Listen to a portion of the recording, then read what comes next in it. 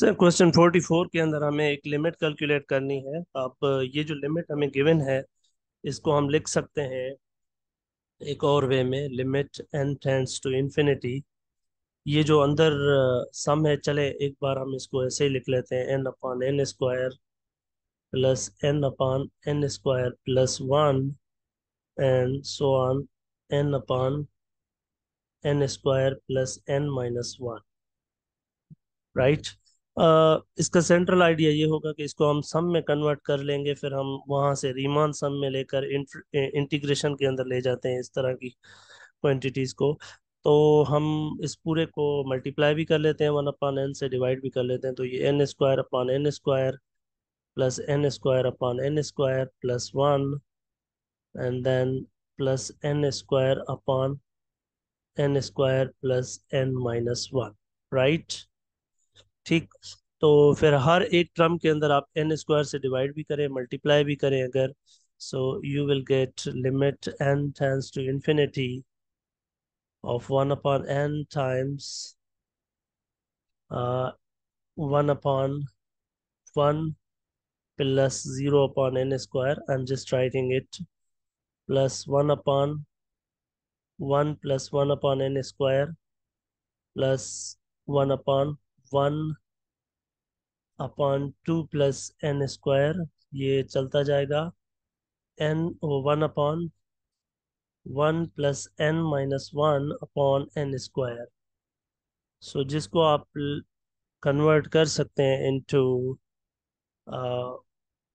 another form, and one can write this as 1 upon n times the summation k running from 0 to obviously n minus 1.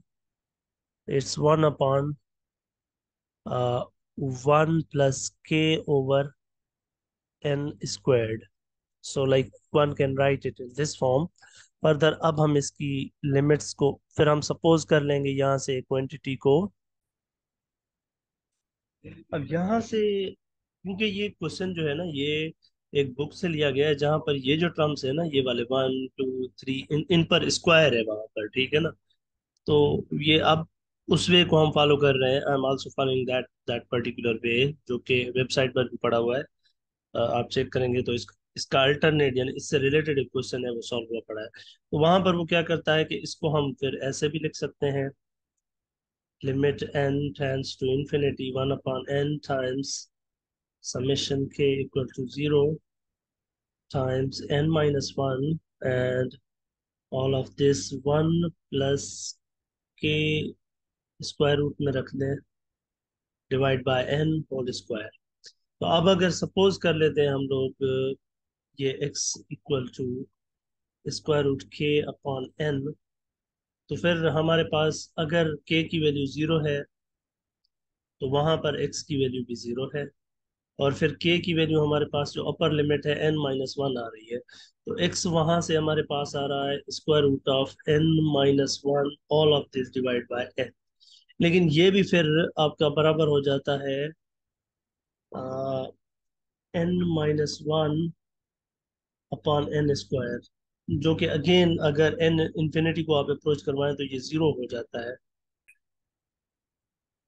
अब ये जो इसकी यानी अब ये लोअर लिमिट इसकी जीरो हो चुकी है इसके हिसाब से, तो इसकी अपर लिमिट अब x इक्वल टू ये आ रही है, ठीक है ना, limit n tends to infinity of this guy, यानी one upon n is n minus one upon n square, जो कि जीरो हो रही है naturally. So upper limit lower limit दोनों जीरो हो रही है, तो अगर इसको इंटीग्रल में कन्वर्ट करें तब भी इसका जवाब जो आ रहा है वो जीरो आ रहा है। So in my opinion there is a little bit problem in this question. ये स्क्वायर्स हैं यहाँ पर जो कि इस बुक क्वेश्चन के अंदर नहीं दिए गए। फर्दर हम देखेंगे क्या होता है इसका। Thank you. So as a whole my opinion इसका जवाब जीरो होना चाहिए। People are claiming pi by four, लेकिन पाई बाय फोर पर मसला है कि वो ये यहाँ पर स्क्वायर्स होते हैं तब। और अगर कहीं पे लग रहा है आपको कि मैं I am making a mistake, so then you can just let me no.